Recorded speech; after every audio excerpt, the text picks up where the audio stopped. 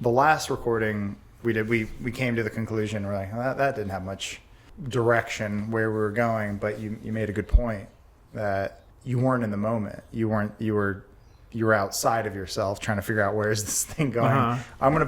I get you think that I can just pick a topic and I'll weave back, but it's not always that easy. You can't just start bitching about glamping and then hope for the best. But here's the thing. You can, because you can come back and address it later. Yeah. Yeah.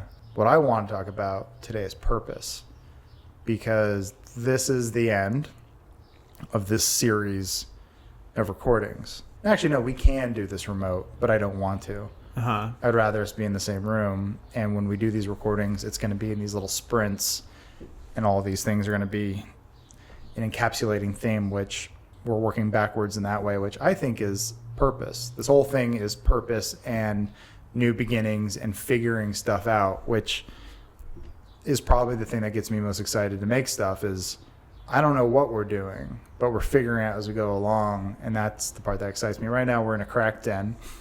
Former crack den. Soon to be studio, maybe, depending on what we're doing. But I like that. It's scary as hell doing this as a mid-30-something. Just in this building, you're talking about in general. It's just from the mid-30s. Yeah. I just think it's fascinating. Like, where do you put stuff in this room originally? Someone lived here. It is a very small room with a very small kitchen with a very small bathroom, and I know people were smaller. You're right. Long time people ago. were smaller. So people were 3 feet tall at this time. This was there was probably 7 people living in here. It was a duplex. I bet there were multiple people living in here. Yeah. There's no room for one person to live in here. No. Like, the door opens, that whole wall is a closet. You have to have, your bed is your everything. I guess if you do a Murphy bed, or more like you just have a mattress on the floor. I think it was a pile of clothes. Yeah. Something like that.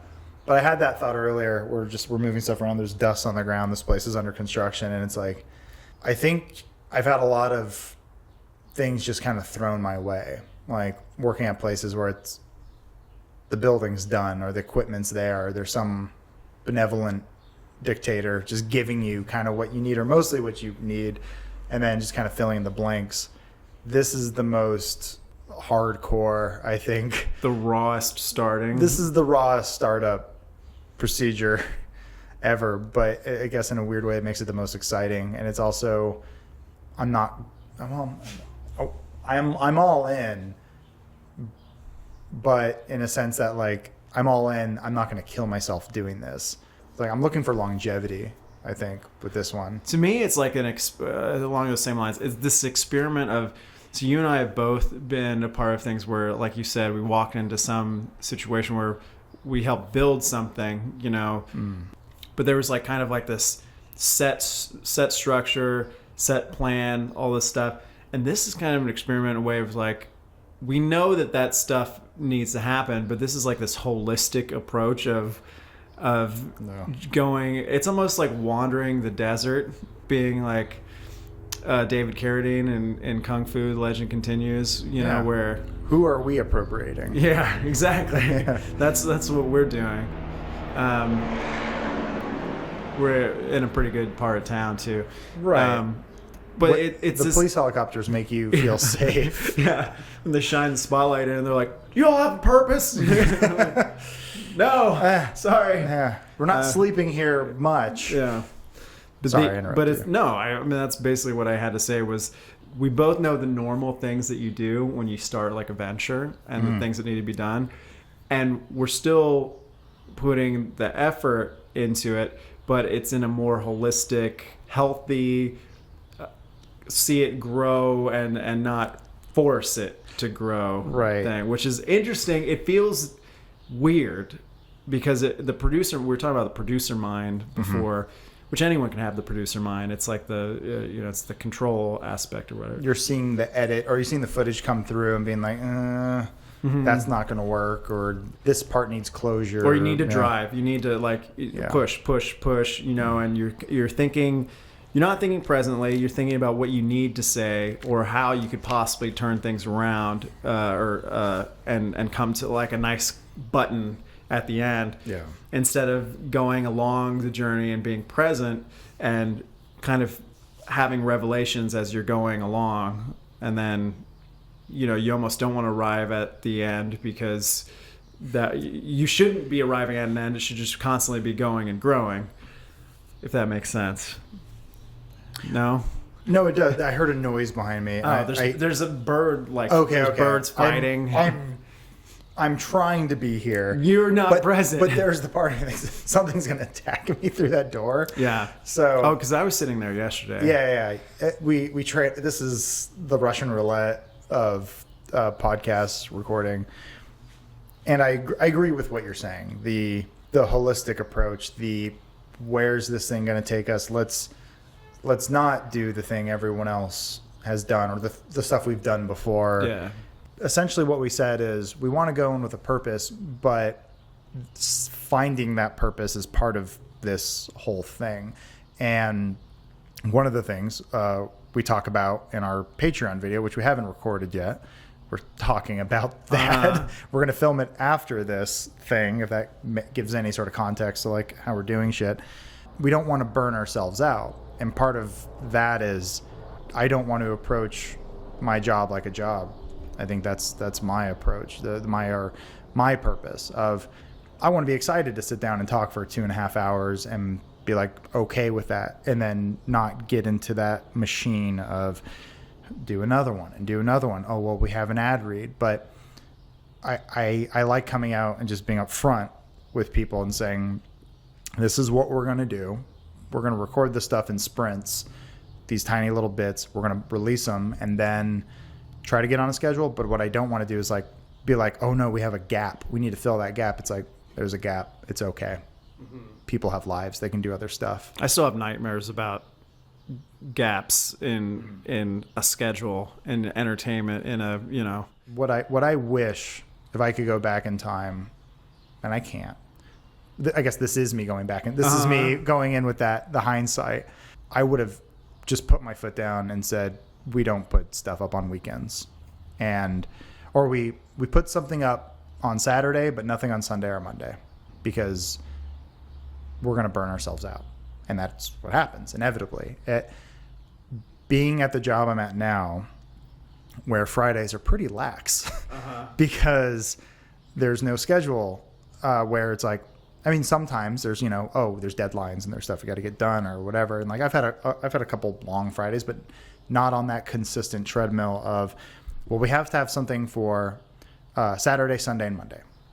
And it's all got to go up, and we're just kind of barely getting by on this thing. It's like, at some point, I wish I would have been in a better place mentally to just go, well, why don't we just not do anything, and just spoken up in that way. And that, because I know the pushback would have been, well, we need it to grow. And I was not in a place to go, well, maybe we'd grow a lot slower than that hyper thing. But I was just, do you think the growth would have been slower?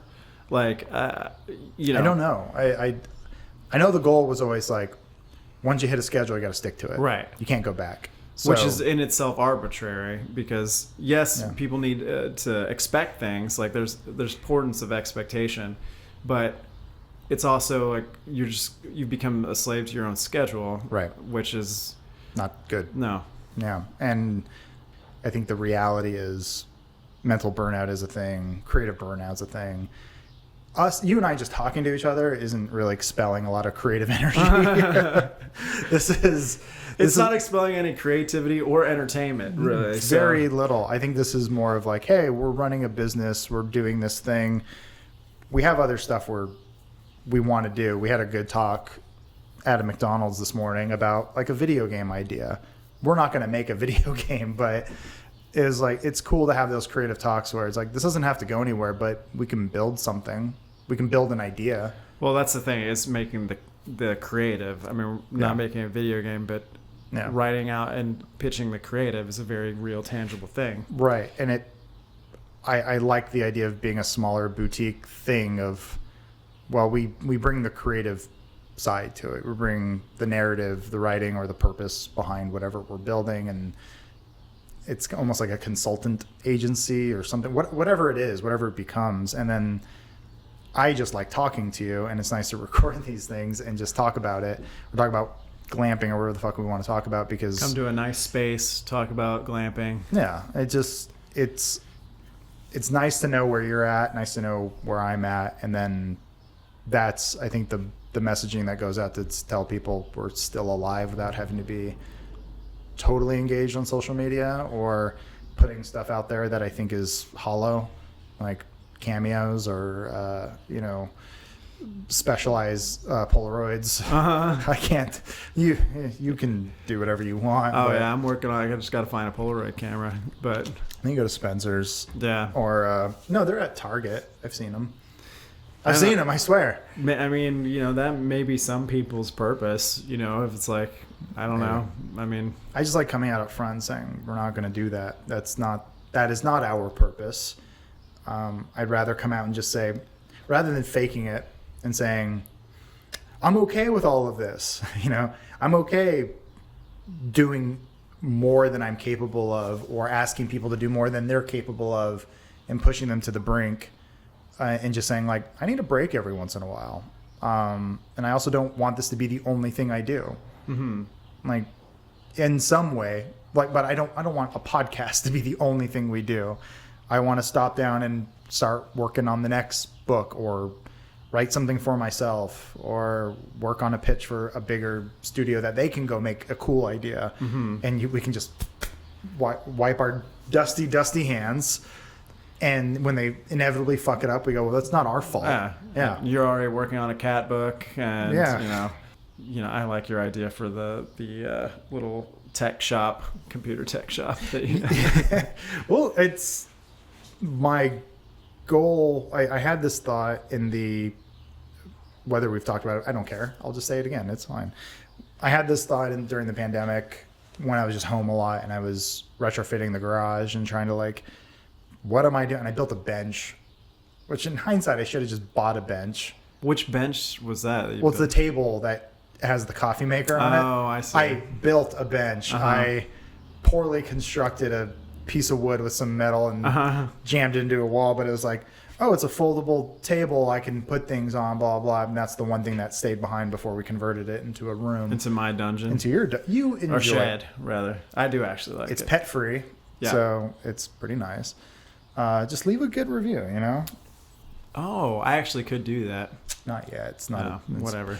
But I did have that idea of, I think I was feeling an emptiness in my soul because there's this pandemic going on. There's people having a much harder time than I was at the time, and being in these meetings where it's like, we got to push ExpressVPN, really hard, or like, we got to push people to sign up for this thing. And I was like, this feels hollow. And I can't speak up. I can't say anything. Be like, I don't want to do this. Or like, what can we do to give back? 'Cause I didn't know. It was just like, maybe do a charity thing or something. But I was like, what can I do on my level that helps me feel better? And then like, we always knew with the book we were going to do a charity. We didn't know what it was until just, before the book came out, more or less, like trying to like figure that out. But I had this idea of wanting to do real basic PC repair or computer diagnostics or whatever, like nothing fancy. I'm not going to build a server rack or whatever, but like,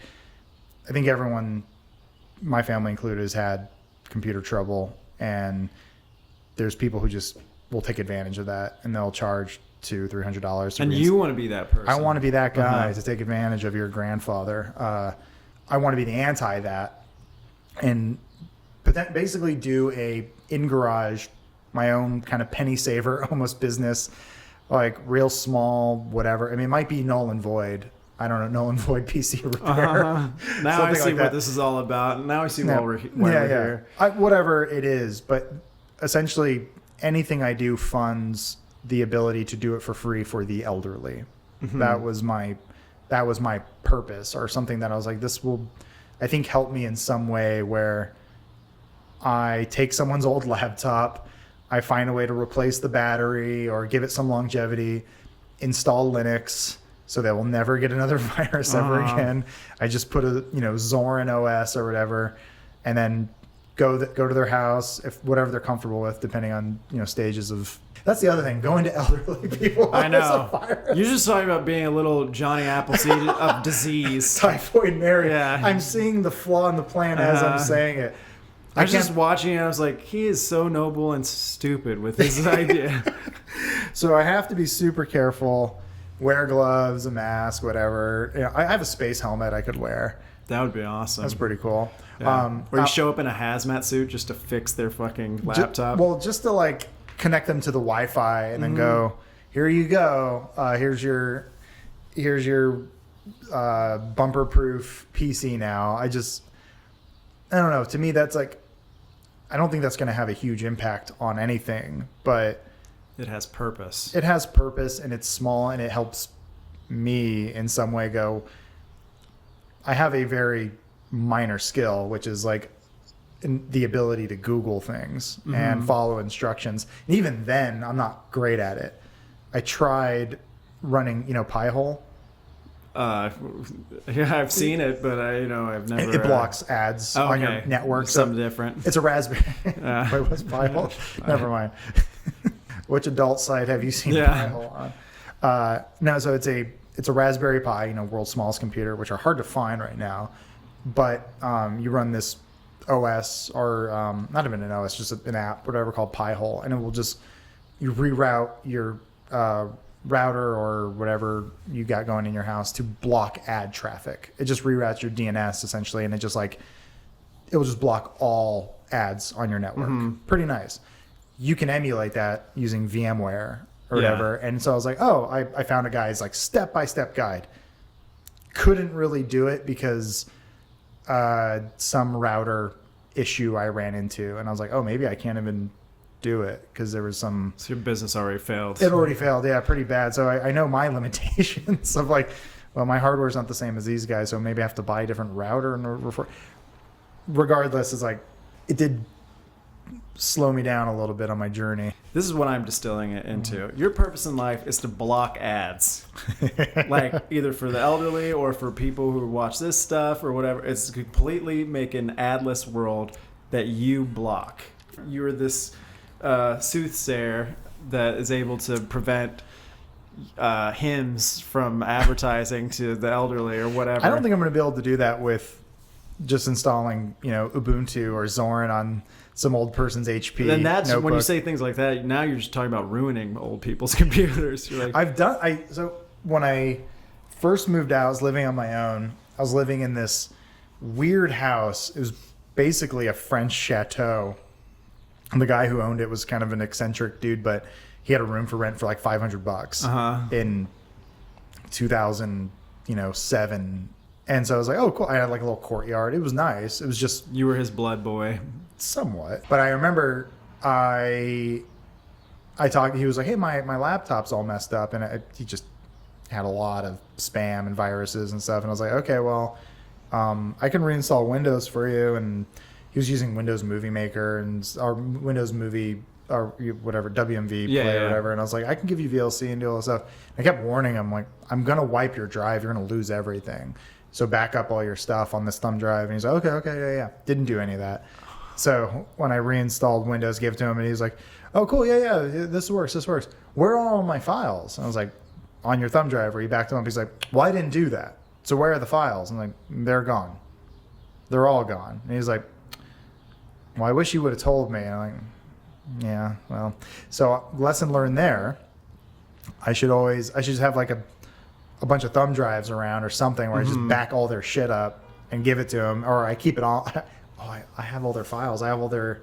Yeah, that's great. That's good. So you're blocking the ads to them, and you're personally selling. And I have their personal info. I'm realizing the flaw in this. This is not a good plan. The thing that I'm the bad guy. Yeah, you're the bad guy. Fuck the man. thing I like about it too is like, it's a very noble thing, and it's a great purpose to, on some scale, even albeit small. Which, a lot of times, if everyone did small steps, they can add up to whatever pie in the sky thing. But with yours too, I like how you completely disregard, like, if you're dealing with older people, and even if it's charity or something like that, or just a low price thing, they will inevitably go like, this wasn't good enough. And you're like, fuck. And also like their mind is slipping or whatever. And they're just like, I don't remember saying you could erase anything. You're like, Right. no, but you did. And they're like, well, I wasn't mentally capable. I also realize I'm setting myself up. In my mind, it's one and done. It's, I fix your laptop, we're all good, we never talk again, or like maybe you tell me about the war. You're going to get calls at fucking 4 a.m. How do I open browser? They just woke up. What is Chrome? There's a prince. He is emailing me. Clippy's gone. Where's Clippy? Are you Clippy? Yeah. This is a bad idea. But no, don't let my thing seep into what you're doing. It's the reality setting in. In my mind, it's always, I do this all the time. I see things and I go, oh, it's going to be perfect. I just see all the good and then I don't consider all the bad. How do I balance the bad? Yeah. I don't know. I guess I have to limit myself, right? I have to just say like, I can only do 5 of these a month. Yeah, but even that, it's just like, you don't necessarily want to immediately put limits on yourself. You just have to be prepared for the, maybe you reach some form of enlightenment, some zenness where, you know, these people view you as such like a kind person or such a weird Zen person that they're like, I'm not going to call that guy.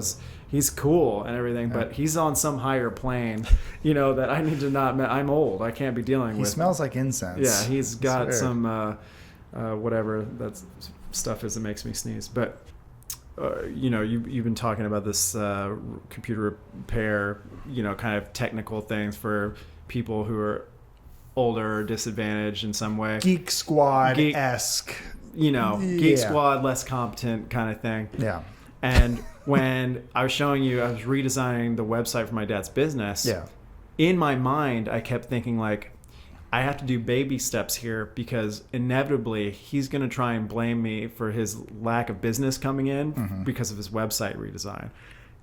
Even though his current website looks like a manifesto from the late 90s or 2000s. Yeah, it looks like a PDF I downloaded from 1996. It's exactly. It looks like something Ted Kaczynski sent to, you know, the FBI. Was like, and this is what I believe in, blah, blah, blah. Like, and it's very informative. Also, if I were to look at that as a customer, I'd be like, this is a business run by a crazy person. Right. You know? It's like the credits at the end of a movie or something. It's just a lot of text. It's a ton of text with some like clip art type looking images of a lemon. we were talking about the header, and I'm like, well, because you're like, do I need the home button? Is there any reason? It's like, well, it's typically set up where if you just click the image, right, your dad's not going to know that. But most people are going to know that. Yeah. What I was getting at is I was already thinking ahead of like how can I do this to where he can't blame me later because he's gonna do his own stuff, you know, and to drive away customers. But I don't want to be the source of like, well, you know what the big thing that changed this year was the website. Right. People are confused. They want to go to, you know, my business website that they know, you know, even though no one's going to that website because you can keep the old website. You could do what like, you know, Kindle Publishing does, which is like try the beta site and it's like, oh, this is much better. But you know, there's that person who's like, well, I like the old version. There's no way they're going to go that because the old version there's nothing it's just text and stuff. Like I want to read the old version of the website. Like, but you can have your cake and eat it too, or you like give your dad both versions, you know, and just say it's still there. You can use it. And if one of his 65-year-old clients calls and goes, the pictures are too big. Why did you make the lemon have texture on it? I like the old lemon. Give me the old lemon. And people are going to think that I'm making up that there's this image of this lemon, but it's a weird like art like a hand drawn.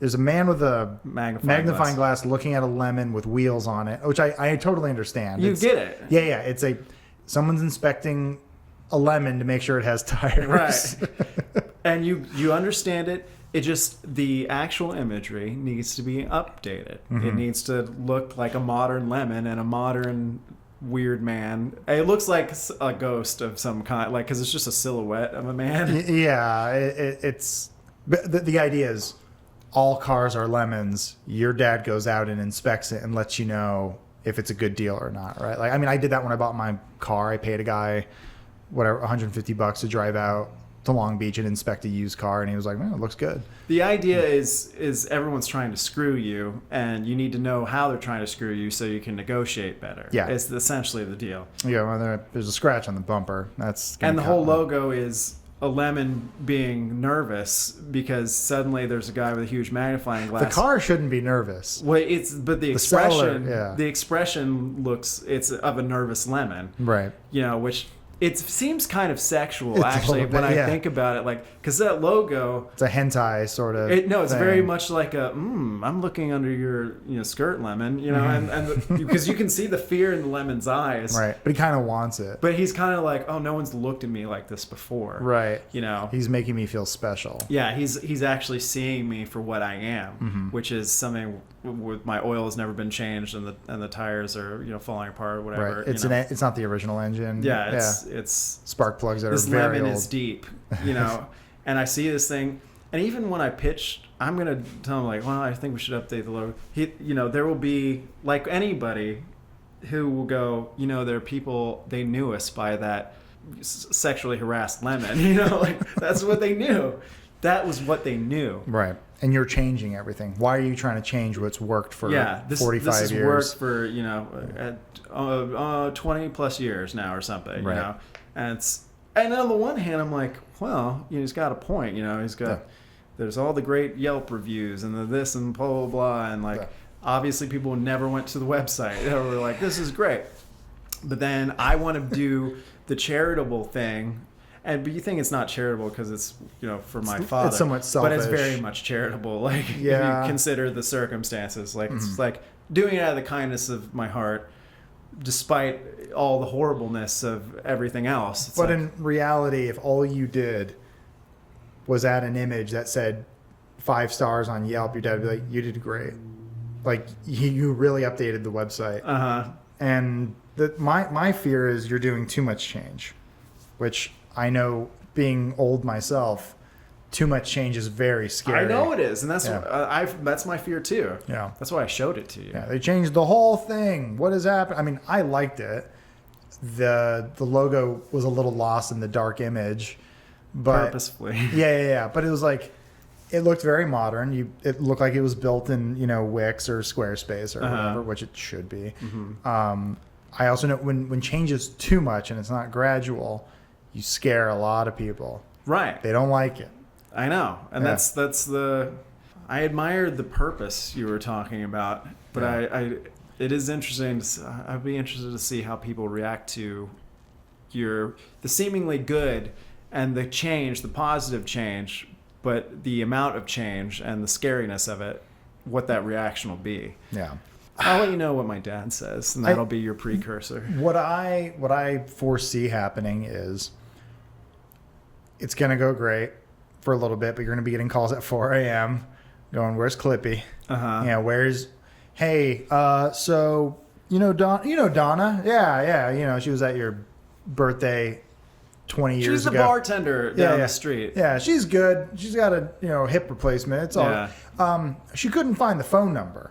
And then you ask, well, how's the scheduling form going? And he's go, oh, I don't look at that. And you go, okay, well, go to your inbox. And he goes, 300 messages. And you go, okay, you got to answer those. Those are your clients. No, clients call. No, the answering machine has Donna on there, and she called the number saying she couldn't find the number, but she looked it up in the phone book. And tell Donna to go to fucking hell.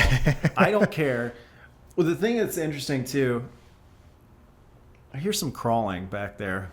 That may be in your feet. Oh, maybe. It's just crunching. I am expecting just like something to crawl out of the toilet. I mean, just a huge nutria or whatever coming out. It's just there's no crocodiles here, but yeah, a large rodent would make just crawling out wet, just goes out the door. It doesn't even acknowledge us. We just stay very still. Oh God. Sorry, I had to get some drywall out of my throat. It happens. It's natural. It's the natural habitat of East Hollywood. I think that I could. So this is a good experimental test case of being purposeful and I'm seriously, this is a selfless act that I'm doing, not to pat myself on the back, but there's nothing in it for me. There's no reason really why I should be doing it. Right. It's a purely selfless thing, wanting to see someone succeed who, you know, I don't know. You love That's the thing I was trying to avoid. Someone who I really acknowledge as being alive. You know, like that's the sweetest thing you've ever said. That's the sweetest. No, I mean, someone I want to see succeed, and I see an obvious problem that's like, this is going to hold this person back, and they don't see it, that this is going to be an issue for growth. I see it. I know I can do something about it, and actually going into it with my limited skill set, I know I can probably quintuple his business, which is it's great business and already especially right now, especially right now. But I know I can bring in 5 times the business or whatever. Right? Does he want 5 times the business? That's the thing. He's like, Aaron, I didn't want more work. That's the other thing that I have to worry about too. If it's too successful, it's if it ruins things, I'm gonna get blamed. If it's too successful, he's gonna be like, what were you expecting me to do? Like, you know, I can't find anyone to do this addition, because he has 3 employees or something. It's a very specific job. It's a very specific thing, a specific skill set. And he's like, what? I can't, now I'm disappointing the public because I can't take the, now the reviews dropped to a 4. I couldn't even get a reservation in, and they were rude. They never got my call back. It's the Starbucks problem. The quality is going to go down because the demand goes up. You've ruined your dad's business. And I just started ruining it. Like, that's the hard balance of, your heart is in the right place, but sometimes there's a book Terry Crews did with his wife, Rebecca Crews, called Stronger Together, and it's talking about their relationship and how I think it's only an audible audio book or whatever, but he tells the story about how he bought her an Escalade, I think, or something, after his first year in the NFL or something. Hearing them both tell the story, his thing is like, I got you the thing that, and she's like, I liked my car. And he like sold her station wagon, which she loved. And he's like, but it's an Escalade. It's better. And he's like, but I didn't want it. And like, but I got it for you. And there's that reality of, you can't do necessarily what you want. It's like Homer buying the bowling ball. You know, it's like, well, I want, it's that learned empathy of, I think, like really sitting down with your dad and being like, what do you want? What do you need? And then without being surprised, it's, well, this is what I can do for you. I don't need to do any of this. I don't have to. These are my skills. This is what I'm capable of. Tell me how much or too little is good for you.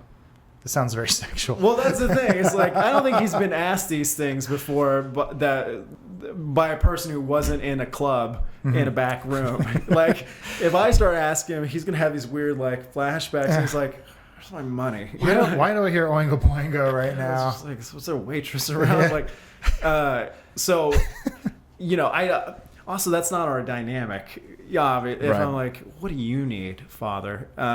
Because he'll be like, you can maybe phrase it in a real conversation of just like, hey, I was looking at your website and like I tried using it, and Donna called me and she couldn't see your Yelp reviews, or like she wanted to just book you through the website. It's like, is that something you want? I don't know. I mean, that's actually too scummy. That's leading the witness. It's leading the witness, and my dad can sniff things like that out a mile away, and he'll be like, "What are you doing? You working on a redesign?" And I'll be like, "No, your lemon doesn't look like it's actually being examined." I don't want to bum you out the way you bummed me out, and just take all the wind out of your sails and go like, see, that's selflessness. That's great. That's I want you to at least try, because I think there has to be that balance of, you don't go all in and go, look what I did for you, be grateful, and you go, but I didn't ask for this. But there's also the like, hey, I'm here to help, but I don't want to overstep my boundary. Like, I think just being purposeful and being transparent and like telling the person, like, I know it's tough with your dad because that, once you start saying like, Dad, I love you. I want to make your website better. He'd be like, what is this? Well, is this an he sees my intervention? mouth moving, and he just hears ding, ding, ding, ding, ding, ding, ding, ding, ding, ding, and there's just these margaritas spinning at the side of his head, and I'm like, oh, Your head becomes a parrot. Yeah, yeah. So I don't know what to do. It's a modified version of what you're talking about, Yeah. based on the circumstances. I build this thing out with the things that I think he needs, basically. And I go, hey, because I don't have access to his website or anything anyway, I'm gonna go, well, first I'm gonna get him a little liquored up, at some bar. I'm gonna bring a laptop. That's which inevitable. He'll be suspicious of, but Right. whatever. Like, what's that? But he Why you also bring- knows I work in he thinks what I do is just magic. He's just like, whatever, he does that and stuff. I'm gonna bring a laptop and I'm gonna go, hey, kind of like how I presented it to you. I was thinking about how you want to buy Google stuff, is what he calls ads. Gotcha. Okay. Yeah. And yeah. Facebook stuff. I was thinking about how you want that stuff. I was thinking about it, and in order for that to be effective and you not throw money away, inevitably you're going to want to point people back to a website, right? And then I looked at your website. I was like, well, it's very informative. And I love the logo with the lemon. It's a great lemon.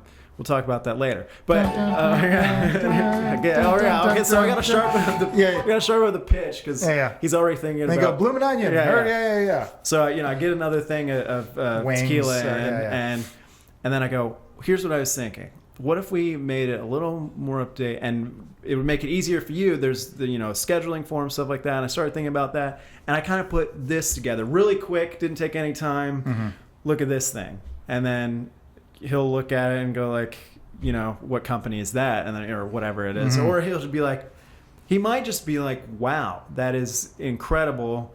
I don't know your dad. I don't so like maybe. the colors, and Yeah. I think the copy is kind of bad. And then also like where, he has this video on it right now that plays like, it was obviously recorded 20 years ago by like a kind of a radio announcer type guy. Like they're like, that's Jim Buffett. He does all of the radio stuff in Austin. He's dead. Like, and he's been dead for 15 years. But he used to be like, Chase Chevrolet, come for $295 lease, blah blah blah. It's right. like, Yeah, I know that. that's voice. the guy. And you're like, no one knows. No one knows who that is. And yeah. you're like, but we paid him $2,000. All right.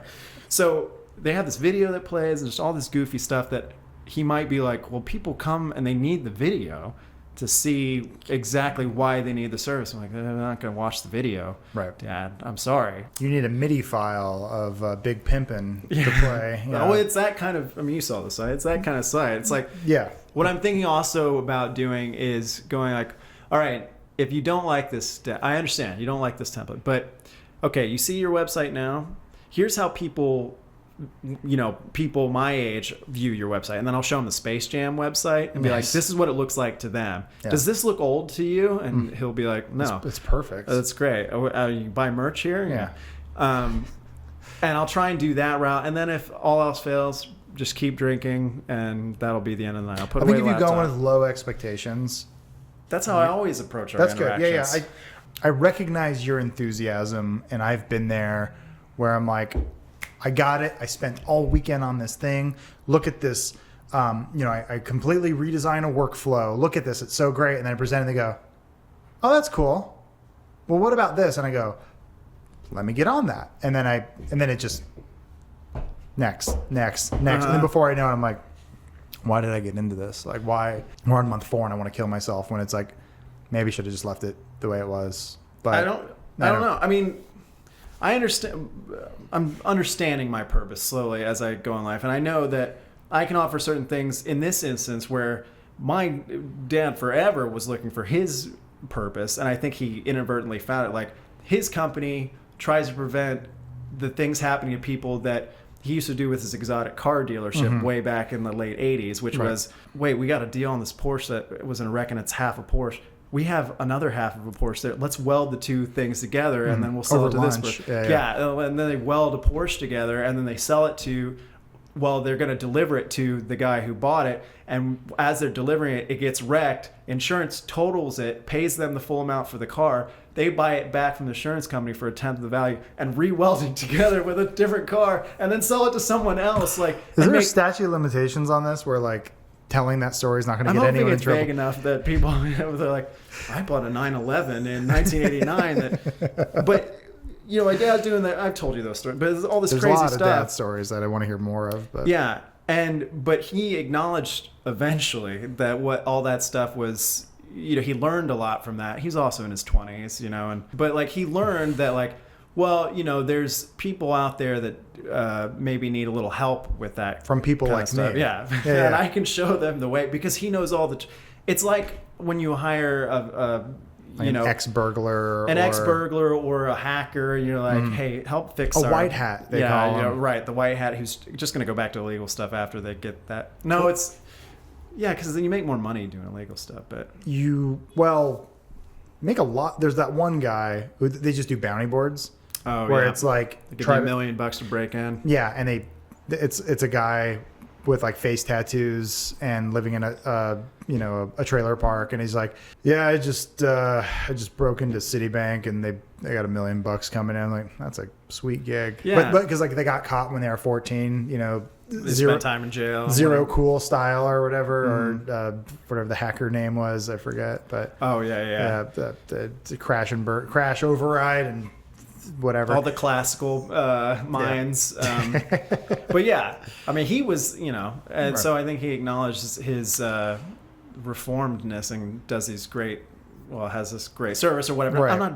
It's not an ad for anything, but and it's you've duped so many people with website redesigns that this is Exactly. your way of Right. giving back. I may help you with. But it's like I write, I can No, write. I've seen the copy. I can write copy, Yeah, and it's that's good. not the best copy in the world. But it's like he would spend $10,000 to get someone to do that kind of stuff. And it's like, You condensed a lot of angry words that he had on a website from Space Jam era, right, into 4 words. That was like, okay, I get it with a nice big bold photo that appears to be moving, but it's not, and some really nice text. I go, okay, I get it immediately. Whereas I see the old website and I'm a little scared. Right. That's the thing. I'm trying to prevent people from being scared when they like, because anyone our age or younger, like imagine a 24-year-old person is going to go buy a car or whatever, and they're like, okay, I need a reputable service. If you go look at all the reviews and stuff, you're like, oh, great. But if you look at the manifesto, you're like, wow, what's going on here? I'm also realizing most of his business has to come from Yelp. I don't know, because there'll be people, okay, they're buying a Lamborghini, a Aventador, and they're like, okay, I need to get this looked at. Well, maybe they are going on Yelp. Like those. I don't think people anyone's really. I mean, I'm sure you were saying like his site it's whatever, Google has floated it or whatever, and it's like this is very specific. But just my feeling, which is nothing, is just that most stuff comes from Yelp these days. Which in that case, good go. But I imagine there's got to be tons of people who are like, they were on their phone and they just Googled, and then if it wasn't the Yelp review, it was the website, or they went to it through the web, through Google, whatever, and they're like, huh? And the mobile version is like insane. It's like a forwarded email from your grandma. Is what it looks like. You're like, holy fuck, what the hell is this? I think probably what you should do for your dad is make sure they're keeping up with their Yelp page, or like they're the ones who are actually maintaining it, because you can book through Yelp. So he does, and I've checked that, and I looked at the 1-star reviews, and there are responses to the 1-star. They're like these thought out like response that break down it's like a leak, almost like and it brings out, because there's documentation for everything. Like, customer X said this, and this, and here's what they actually found. And it's like this whole dissemination. Usually it ends up with the customer going like, that's not how it went, at the end of it. And so they've been nailed or whatever. But Right. And I'm hoping that keeps up, because that seems very logical and reasonable. Sure. And if you can just like focus on that and not have the manifesto website, I think that's the best of both worlds. Maybe. I think you got a slam dunk ready, to help your dad and get his business tripled and quadrupled, and then it's a monkey paw wish, basically. Yeah. And you're like, Aaron, you son of a bitch. I'm your son, though. Yep. I know what I said. Like, is that a acoustic guitar in the background with some horns and a little bit of a? I hear a glass clinking. He's like, goodbye. This one goes out on my fans. Is that live? There's a pandemic. There's a man I know going through hard times. Yeah. Business failed. No, business is doing too good. Yeah. We've all been there. His son screwed him over. This one goes out to him. Stupid Cheeseburger in paradise. Yelp reviews ain't no good. It's just no one listens to the Yeah. lyrics. A bunch of parrot heads. We'll see. I wish you luck. Godspeed. I have a lot of self-reflection I need to do on this venture I want to go out on. But like I said, it's part-time. I know. It's like weekend work, or like, can I do this off to the side while I'm doing my normal day, while I'm editing or doing something, you know, like, can I just run a Windows reinstall? Well, you're talking about, can I do this as a side gig because of the job you have, and then Null+Void, and then you're like every life. Kovic's computer company. I don't like the 3Ks. But the branding is already there. Oh God, we'll get some eyeballs. I know that. Yeah, it's a burning computer is the gift. And you're like, Here, this is the reality. 9.8 times out of 10 to fix a computer. If it's a PC, you open it up, you blow all the dust out, you check the hard drive. It's probably fine. It just probably needs to be jiggled a little bit and plugged in. And then you reboot it, you update Windows, or Windows XP, whatever it is, or you update it, or whatever. It's gonna be something pretty basic. Other times, it's gonna be just someone got in there, they put a fork in there or something, and it's like that's just gone. That's just the way it is. Nothing is beyond repair, beyond saving, which is just swapping out a hard drive or something like that. So like that's mostly what I would do. That's what most PC repair places do. Mm-hmm. And then they charge an arm and a leg for it. Right. So yeah, like your dad, it's like I never had a life of that, of like overcharging people for a service. My giving back is sort of like, well, I can help you get around that, but then you lose the ability to call me at 4 a.m. because I'm not really doing business with you. I'm doing this as like a charity. I just don't know if there's a lot of that happening in the world. No, I mean, there's plenty of like it's the neighbor mechanic, it's the neighbor computer technician, it's Charlie's son, he does, there's tons of that which is, I love that stuff because it's, it's if there's more of that, again, it adds up to kind of a nice network and web there. But like, I only do it with like car stuff, and usually it's to impress a girl, but sometimes it's to help friends. I want to impress and people. girls. Yeah. Very old girls. Yeah, very Ruths and the Berthas and the Bettys. And yeah. No, I think it could be good. I hope so. I'll check in, hopefully. And I want to film it. There will be no filming of this. No, we're not filming them, but I want to film the process. Well, I think that brings us kind of full circle. We're gonna cut it here. We're pretty much, this is our fourth and final recording of this series, and then next time I'm going to visit you in Austin, and we're going to do more of this stuff of where I think I'll try to hold myself accountable. I want to know how your dad's website's doing, and then I want to know, I want to at least dip my toe in or something of like, just to like keep myself accountable of like, I don't want to be that guy who goes, I'm getting there. And it's like, no, you're just putting shit off. You say you're thinking about it, but not doing it. Yeah, we all know someone like that or have been that person. And I'm just like... That's how I was with his website. I was like, I should do something about that one day. Right. And then I just did. Yeah, you did it on the plane ride here. And it's like, that's all it really takes. Mm-hmm. It's just a little less procrastination and, just fucking putting your mind to it and stop playing Halo Infinite for 4 seconds, It's fun, but I can put it down. It's okay. But yeah, I think that's a good place to just say, hey, this was a good start, decent start, a start to what this thing will become. And I'm excited to see where it goes. I'm scared as hell. But But you also don't have to be. No, I'm scared in the way I don't know what's behind the door. I don't feel like I'm in danger or like I'm, this is life threatening or anything, but it's like, it's jumping out of an airplane with a parachute. Like, it's been done a billion times before you. It's most likely safe, but there's the threat of, well, I might die. It's like, well, you won't, but it's something new and it's scary. So that's where I'm at, but mostly excited. And that's what fuels me to fix old people's computers. In conclusion. So thank you for your patronage, Aaron. I look forward to Thai food later. Thank you for inviting me to your house. This is fantastic. Mm-hmm. Actually, this is a really funny space, and I think we need to film a Patreon video. We need to do that. Okay. Till next time.